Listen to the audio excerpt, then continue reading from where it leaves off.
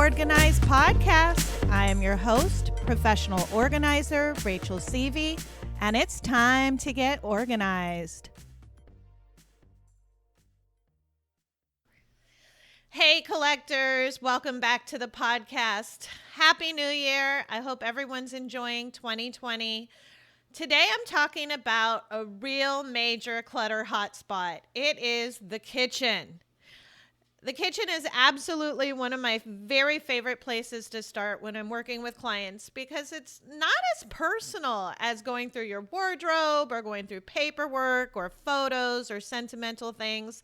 You know, it's pretty straightforward. So today I'm going to provide you with 3 tips to help you whip your kitchen into shape into no time. The kitchen is a very important place to get organized. It's where you invite people in when people come over. A lot of the times they congregate in the kitchen. So having, dirty dishes and trash or any foul smells coming from your kitchen, it's just not inviting.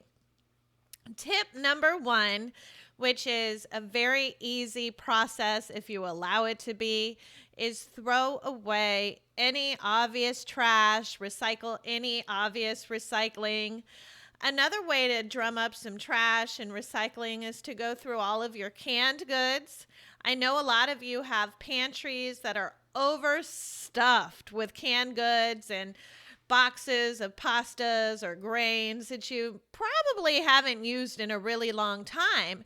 And so this is causing you to have a bunch of clutter on your countertops. Perhaps you've got grocery bags all over the floor because you don't know where to put your stuff away when you go grocery shopping. So tip number 1 is to go through your cupboards after you've gotten rid of all the obvious visual garbage and recycling.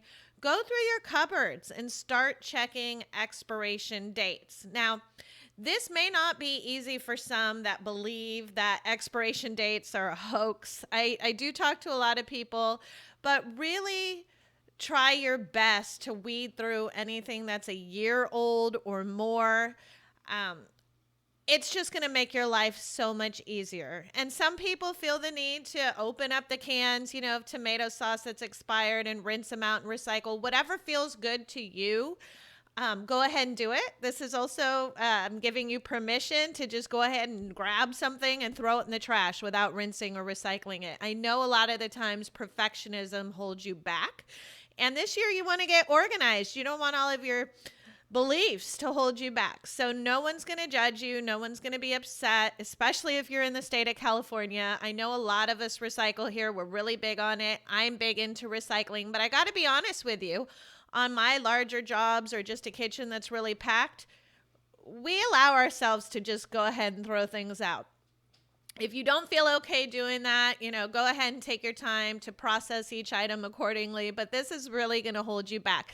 This is where I've noticed that perfectionism holds people back when it comes to recycling the canned goods or the jars of stuff that you're trying to get rid of. So give yourself permission for today only to not be an obsessive compulsive recycler and to just go ahead, check all of those expiration dates and get rid of anything that's expired. And if you're not wanting to go through expiration dates, you really should. It's absolutely worth your time. Grab your glasses, pull things out onto a table so you can sit down and comfortably go through these expiration dates, and just get a big garbage bag or one that you can definitely carry out because food does get heavy, and get rid of that stuff. You've got to start making room in your cupboards. I personally, on my jobs and in my home, I pull everything out from my pantry and my cupboards that's food related, and I put it all out on my dining room table and I go through the expiration dates.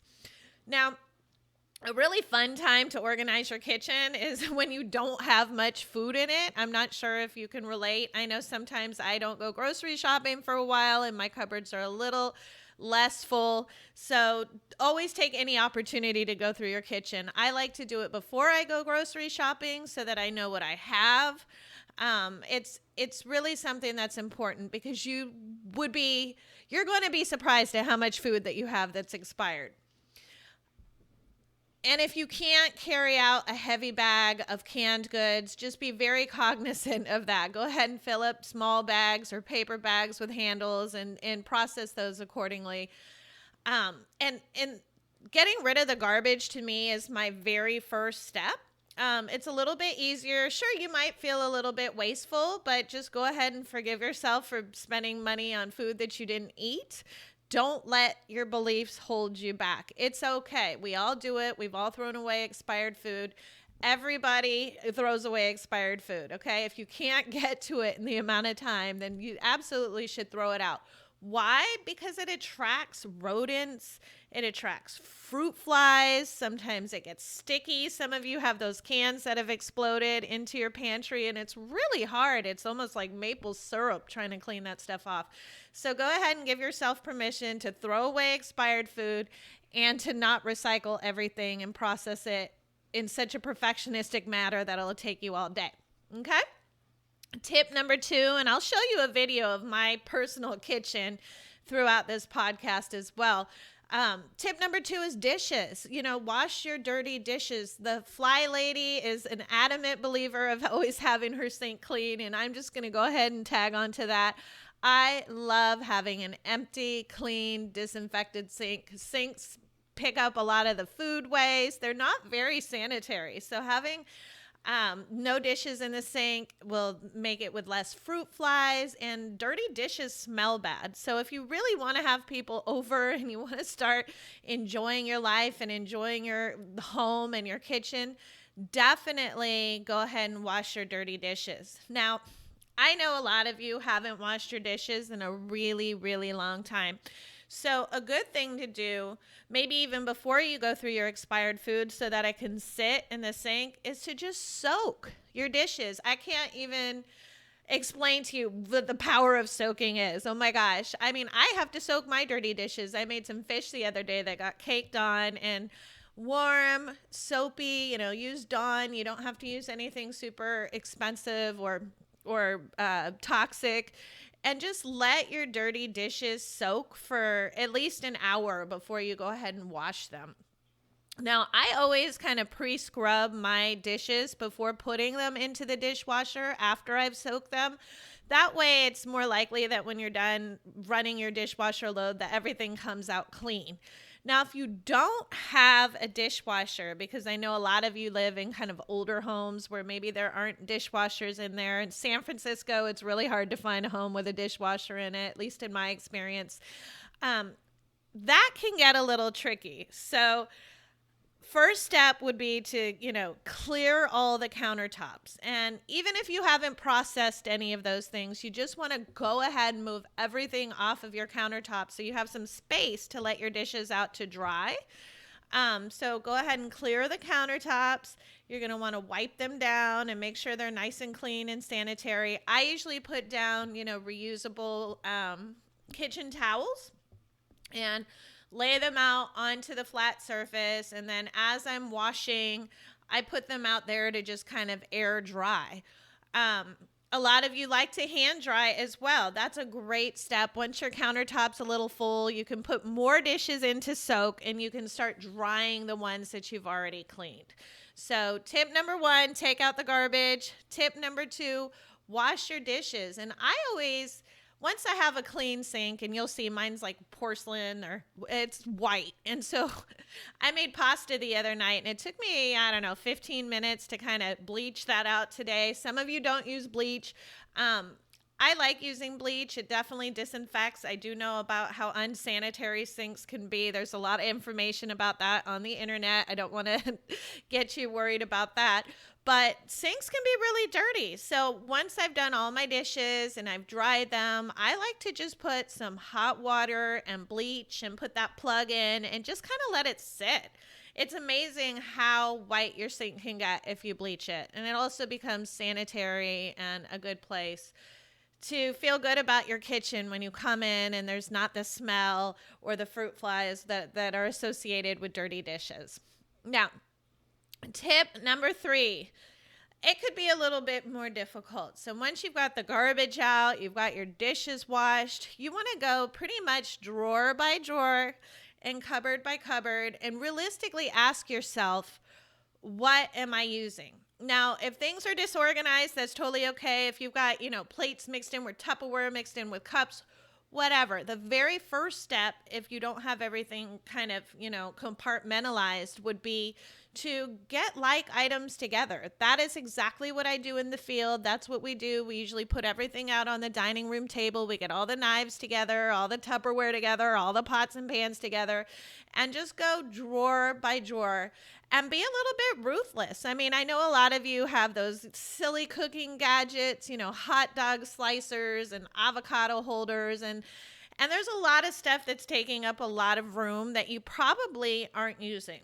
If you used to be an avid baker, but you haven't baked in 10 years, it's okay to let some of that baking stuff go.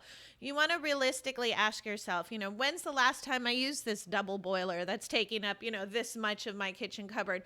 When's the last time that I used a crock pot? If you're not crock potting, you probably don't need to have a crock pot taking up, these are really big things that I'm mentioning that take up a lot of space. Or one of those Airstream machines, maybe a friend got you for a couple years ago, but you've never used it. Or a cookie mixer, but you haven't been baking cookies in a really long time. I really want you to ask yourself the following questions. How many of them do I have? You don't need 10 spatulas. You really don't. You might have 10, but you don't need 10. So go ahead and just pick, maybe 3 or 4 out of that 10 that you really like to use, maybe the wood ones that are less toxic, or really be thoughtful about the ones that you actually value and use.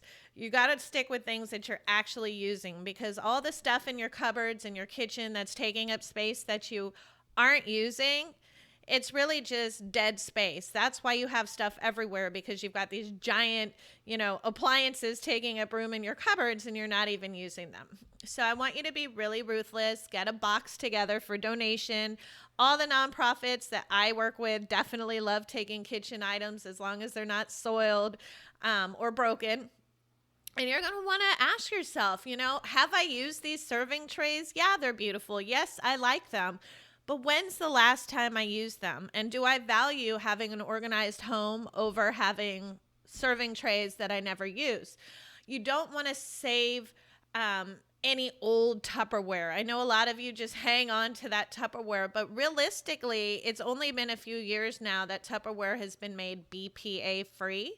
So you really don't want to keep anything toxic that can harm you in your cupboards. It's really easy to replace. Go ahead and throw out your old Tupperware. It's super easy to find. I know you're very resourceful, and because you just don't want to save items that make you sick. Another thing that you want to do is you want to think about who else could use this stuff. There are people out there that have nothing. If you've got, 20 drinking glasses or 30 mugs, there are families, there's individuals out there that could really use some kitchen supplies. And so that'll help you get more into a positive thinking and into that, organizing mindset that I like to talk about. Who can use this? Instead of taking and keeping and saving, what can you give? What can you contribute to the world, to the universe that you have that might make someone else's life a lot easier? So there you have it. Tip number 1, throw out your garbage. Tip number 2, wash the dishes. And tip number 3, purge. And now once you've kind of purged, you also the end part of tip number 3 is you want to put things back in an organized fashion. I always like to wipe and disinfect everything after I've pulled it out. So on my cupboards, my pantry, you just want to wipe and give it a fresh start and then put things back in an organized fashion. Now, what do I mean by an organized fashion? Because everybody's kitchen is totally different. You might love doing stir fry, or you might love having your spices, or whatever it is that makes sense to you. Put back things that are close, things that are easy to reach, or things that you use most often. So you're going to want to have your plates and your cups and everything that you use on a daily basis. That's what you're going to want to have the prime location. That's what you're going to want to be able to reach when you need it.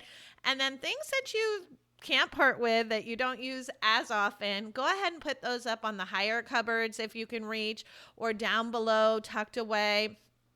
And you also want to keep any kind of physical limitations in mind. That's why I say everyone's kitchen is different. I was working with a 90-year-old woman this week, and she can't reach higher than, maybe, I don't know, 6 inches above her shoulder. So we put everything down on the lower shelves, and we put things down on the countertops so that she could reach them. And we didn't put anything up too heavy or too high so that she'd hurt herself. So you're going to want to put things away in an organized fashion, like items together. And honestly, if you put all your coffee cups away into where you allocated the space for your coffee cups, as I like to say, I know it's kind of silly, but if it doesn't fit, it must acquit.